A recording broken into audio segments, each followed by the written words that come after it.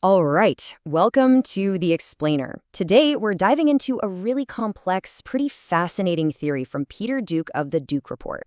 The basic idea that a major political event might not be what it seems at all, but instead a meticulously crafted game playing out in the real world. So yeah, let's get into it. So let's kick things off with the mantra that's really at the heart of this entire analysis. This one phrase, all news is made up, some of it is true, it kind of sets the stage. It's basically asking us to question the very nature of the reality that's presented to us every single day. And that leads us to the central question Peter Duke is asking about everything surrounding the murder of Charlie Kirk. Is what we're seeing just a straightforward, tragic news story? Or could it be something much, much more elaborate? We're going to unpack his entire thesis piece by piece. Okay, so to even begin to wrap our heads around this theory, we have to understand the main concept it's built on, and that is the alternate reality game, or ARG for short. You might not have heard the term before, but it is absolutely crucial to the whole argument. So, what exactly is an ARG?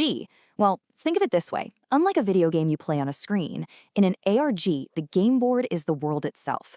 The story isn't contained in a box. It spills out into our everyday lives, using real websites, phone calls, even physical locations to tell its story. And these games, they follow a pretty specific playbook. It all starts with something called a rabbit hole. You know, that first weird clue that just pulls you in and makes you curious. Then, new parts of the story, or ticks, get released on a schedule. The puzzles are so complex that no one person can solve them alone. It requires collective intelligence, a whole community working together. But the golden rule, the most important one of all, is this is not a game. The game must never, ever admit it's a game to keep everyone completely immersed. Now, Duke's theory isn't just about games. It's actually built on a very specific framework for how he thinks power and influence really work in the world. So let's take a look at the structure that he proposes. He lays out this 5-level pyramid of control. See, at the very bottom, you've got prisoners, people who just passively consume media. A step up from them are the true believers, who are organized around a shared ideology. From that group, assets are recruited to help shape the public story, and those assets are managed by handlers who control information, and they all take their orders from a tiny power elite at the very top. That's the whole structure. So you might be wondering, how are these assets in the pyramid actually controlled? Well, the theory uses a classic framework right out of the intelligence community known as MICE. It's an acronym for the 4 main ways you can influence someone: money, ideology, compromise, or ego. Simple, but apparently very effective. Okay, so we've got the game and we've got the power structure. Now, the theory applies this whole perspective to the world of mass entertainment, and it zooms in on the work of one legendary TV producer. The theory points a finger directly at Mark Burnett, the guy who created massive hits like Survivor and The Apprentice. And it argues that Burnett, who's a British military veteran, wasn't just making good TV. He was running huge, real-world experiments in psychological governance, basically translating game theory for a mass audience. And when you look at his 2 biggest shows side by side, the point becomes really clear. They're presented as tests for 2 totally different ways to govern. Survivor is basically a model of democracy, right? The people who lose get to vote and decide who wins. But The Apprentice, that's a dictatorship. One person, a single arbiter, decides everything.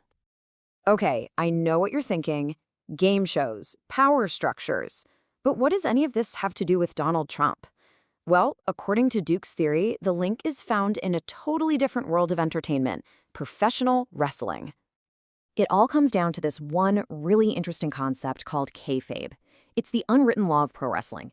It means the show, the rivalries, the characters, all of it has to be treated as 100% real all the time. You never, ever break character. And this is where Trump comes in. The theory points out that he's not just a fan of wrestling. The guy is literally in the WWE Hall of Fame. He's presented as a master of kayfabe, someone who gets the power of creating a larger-than-life persona and, crucially, never breaking character. And here's where the theory makes a really fascinating connection. Kayfabe is basically the exact same concept as the golden rule of RGs we talked about. This is not a game. See? Both are about one thing and one thing only: protecting the illusion no matter what to keep the audience completely invested. So let's put all the pieces on the board. We've got the rules of an ARG, the pyramid of control, and this principle of Kayfabe. Now, let's see how this whole framework gets applied directly to the Charlie Kirk story. And that leads us right back to the core thesis. What if this tragic event isn't just a news story, but is actually the rabbit hole for a massive, real-world alternate reality game that's designed to suck everybody in? Duke's theory points to a bunch of anomalies, things that just don't quite add up. The mysterious nature of the story itself, that's the rabbit hole. Key bits of information seem to be released in scheduled ticks through certain media figures. The on-camera reactions of some people involved have been described as feeling unnatural or unorganic.